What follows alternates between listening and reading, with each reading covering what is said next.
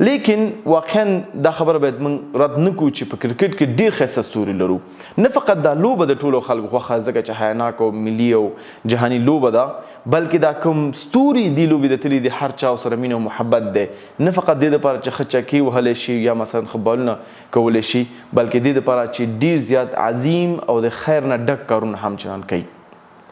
تاسو ولدو چې په برمل کې په ګیان کې څه شی وشو، زلزلې زرهاو کسانو ژوند د دې زلزلو له لاسه ورکو او ډېرو خلکو په شمول د نبي خان همداسې نور ستورونو خپل اواز چت کو، دې ته کومکونه وکړل. لیکن راشد خان د نور نه څو قدم مخکې لاړو او خلکو ته کورونه جوړ کړل. ماشاءالله تاسو پر عکسونو کې ګورئ دغه کورونه یو بنیادي کار دی، نه فقط یو فیسبوکي چې راشد ته یو څو ډوډۍ خلکو ته ورکړو عکس واچو مخکې لاړ شه، نه، یو بنیادي کار دی، واقعا د خلکو مشکل حل کړی دی. نو موږ د راشد خان ډېر څه زده کولی شو، نه فقط د میدان